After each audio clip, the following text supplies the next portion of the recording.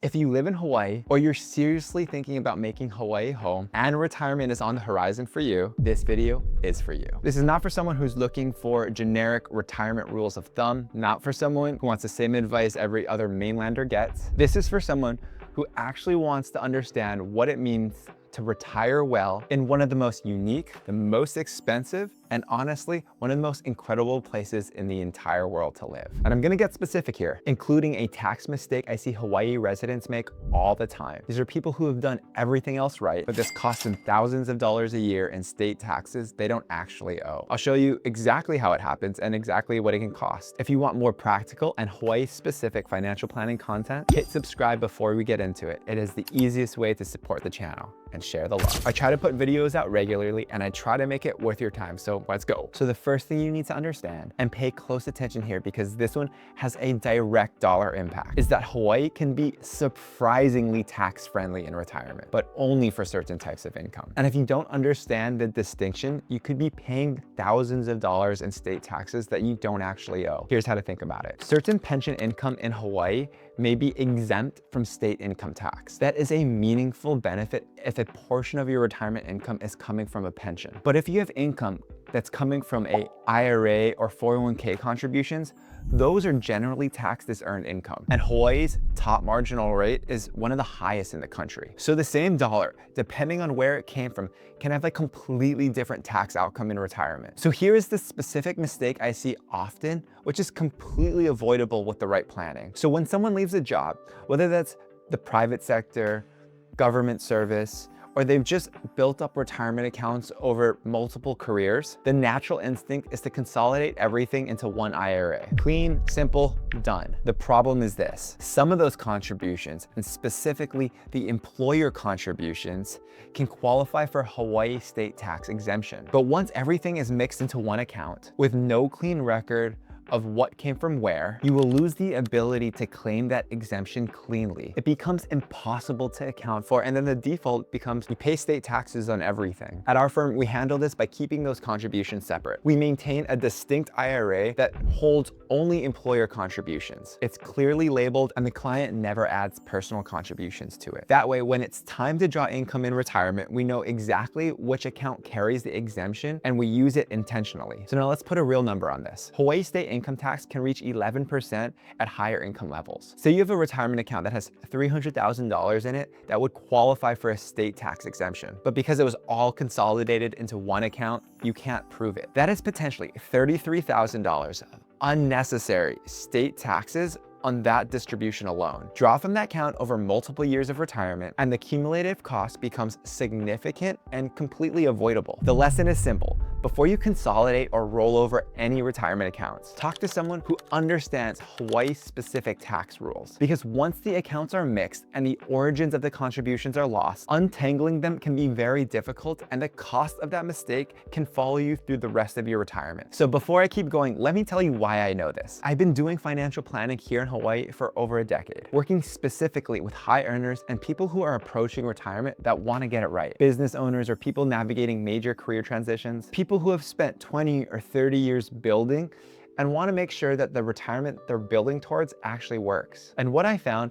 is that the clients I work with who start to struggle in retirement are not usually the ones who never saved enough. They're the ones who made a handful of specific, avoidable mistakes in their tax planning, in their income structure, their real estate assumptions that quietly cost them over time. That's what this video is about, not generic advice. The specific stuff that actually matters when you're retiring in Hawaii. All right. Point number two. Point two is one almost nobody talks about in retirement planning conversations, and I think it deserves a lot more attention. Where you live in Hawaii is going to have a real impact on the quality of medical care that you're going to have access to as you get older. Many people choose where to live based on beauty, community, cost, and lifestyle. And all of that makes sense. But as you age, one of the most practical questions that you need to answer is, if something goes wrong medically, how quickly and how easily can I get the care that I need? In Hawaii, that answer varies significantly by island, by county, or by how rural or remote your neighborhood is. This isn't just about convenience, it's about access to specialists, proximity to a hospital, response time after a stroke, a cardiac event, a serious fall. These are not abstract scenarios. For a lot of families, they become very real. A home that feels perfect at say 58 can feel very different at 74. When the drive to a specialist is long, or when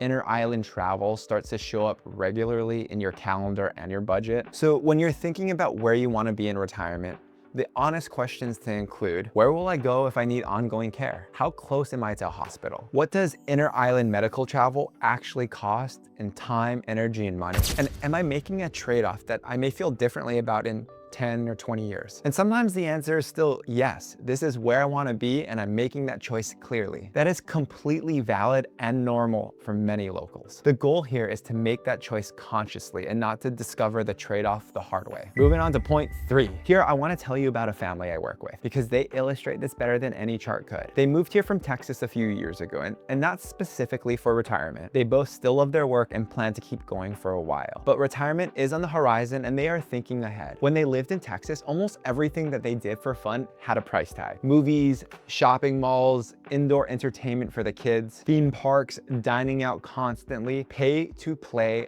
all the time. That was just the default. But when they moved to Hawaii, something shifted. Not because they had to cut back, but because the environment changed what they actually wanted to do. Now their weekends look like the beach, hiking, free community events, time outside with their family. They're not spending less because they're being disciplined. They're spending less because their values shifted, and Hawaii naturally supports that. So here's why that matters for retirement planning. If they carry their Texas lifestyle to Hawaii, same habits, same spending patterns, just transplanted here, they would be under serious financial pressure right now because everything that costs money on the mainland costs more here. Dining out is more expensive, travel is more expensive, consumer entertainment, what exists of it, is more expensive, but they didn't carry it. And as a result, their retirement picture looks generally strong. The broader point is this: Hawaii rewards a lifestyle that is built around nature, community, and being outside. So it makes a high consumption lifestyle significantly more expensive and significantly more stressful. So the question I want you to honestly sit with isn't just, can I afford to retire in Hawaii? Does the way I actually live, not the way I imagine I would live, but genuinely how I spend my time and money, does that align with what Hawaii naturally offers? Because most retirement plans just don't fail from one catastrophic mistake. They fail because lifestyle expectations and actual cash flow don't really match. And Hawaii has a way of making that gap visible fast. And point 5 in this video is one that genuinely surprises anybody who owns property in Hawaii. So make sure you stick around to the end for that. But first, point 4, and this is one that people understand in their heads, but generally tend to underestimate when it becomes real. Hawaii's distance from the mainland is part of what makes it feel like home for a lot of us. That separation is something that many of us choose deliberately. It's a feature, not a bug. But in retirement, that same distance has practical implications that needs to be a part of your plan. Visiting family on the mainland or having family come to you requires more planning, more money, and more energy than most people budget for. Attending important life events like graduations, weddings, emergencies, funerals often means booking last-minute flights at full price. Long travel days, and sometimes having to choose between being there or protecting your finances. For retirees with kids or grandkids elsewhere, this becomes a reoccurring reality. It shows up in your budget and your emotional energy, and not just one-offs, but consistently throughout retirement. So before you finalize your retirement picture, get specific about this. How often do you realistically expect or want to travel to the mainland? How often do you actually want family visiting you?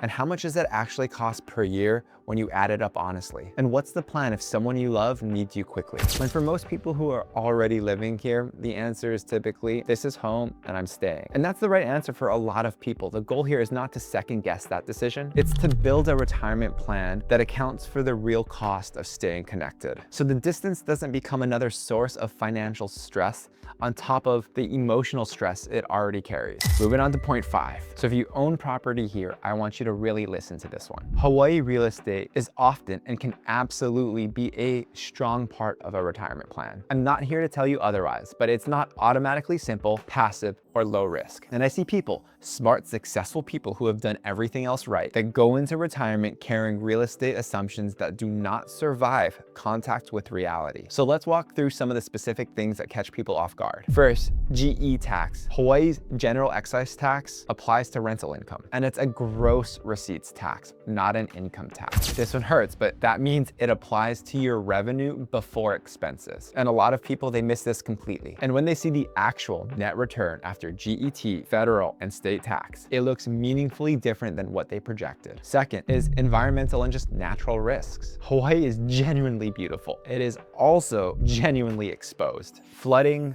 tsunami zones, hurricane risk, volcanic activity in certain areas, wildfire risk, and others. These are not abstract concerns. They directly affect your insurance costs, your insurability, and in some cases, your ability to sell or refinance. Proper insurance coverage here has become much more expensive, and in some areas, just flat out hard to obtain. That's a real line item in your retirement financial picture. Third is the true cost of maintenance. Supplies cost more here. Labor costs more here. Salt, air, and humidity accelerate wear on everything. A roof replacement, a major appliance failure, a full HVAC system. Expensive on the mainland, and even more expensive here. If you own property in retirement, you need more liquidity than most people will budget for. Not just a personal emergency fund, but a dedicated property reserve, separate, that's sitting there specifically for the asset it supports. And fourth, maybe the most important one, a reminder that owning rental property is like running a small business. There are tenants, maintenance calls, compliance requirements, vacancies, accountings, tax filings, problems that show up at inconvenient times that cannot be ignored. There is a mental load attached to it that doesn't just disappear because you are retired. And that can be completely fine if you've built the systems and processes to manage it well, and if you genuinely want to run that business in retirement. Some people do. They're good at it, they enjoy it, it fits. But if your retirement vision is peace, freedom, and time, you need to be honest with yourself if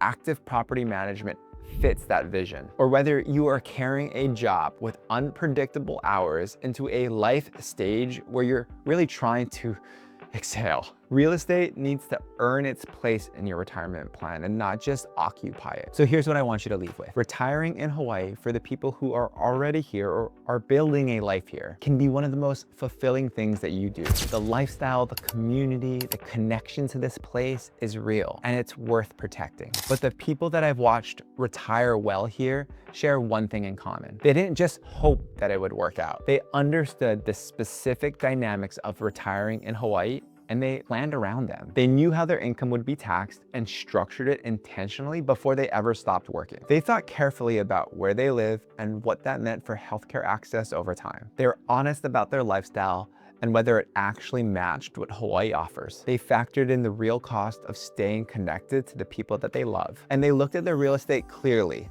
not with assumptions, but a real plan. That is what retiring well looks like. Not just asking, can I retire in Hawaii, but can I retire in Hawaii well? And if you can answer that with real confidence because you actually did the work, that's when retirement stops being something you just hope works out and becomes something that you step into with clarity. And before I send you off, I want to mention 3 topics that are closely related to everything that we cover, but deserve their own video. The first is Social Security timing. Most people treat this as a simple age decision, but in Hawaii, with our high cost of living, the strategy around when to claim and what you are drawing from in the meantime can meaningfully change your retirement outcome. It's more nuanced than most people realize. The second is withdrawal sequencing. Which account do you pull from first in retirement? Your taxable, your traditional, your Roth? In Hawaii, with one of the highest state income tax rates in the entire country, the order in which you draw from those accounts can save you or cost you a significant amount of money over a 20 or 30-year retirement. And the third is long-term care. Aligned with the theme here, long-term care costs in Hawaii are one of the highest in the entire nation. A single extended care event, skilled in-home care nursing, can derail a seemingly solid retirement plan, and most people don't have a real answer for it. I'm gonna cover all three of these in upcoming videos. So if you don't wanna miss those, and honestly, if any of what we covered today was useful, hit subscribe. That's the easiest way to make sure you see them when they come out. All right, so now let's talk about next steps if you want help putting all this together. If you want help getting there, someone to actually look at your specific situation, your income sources, your tax picture, your timeline, your real estate, that is exactly what we've built Claw Capital Partners to do. We work with high earners and those navigating real life transitions who want to retire with confidence. Not just a number on a spreadsheet, but a plan that actually holds up in real life. Head to clawcapitalpartners.com, linked in the description below. You can schedule a free discovery call and we will take a real look at where you stand and what retiring well looks like specifically for you. And if this video is useful, hit subscribe and I'll see you in the next one.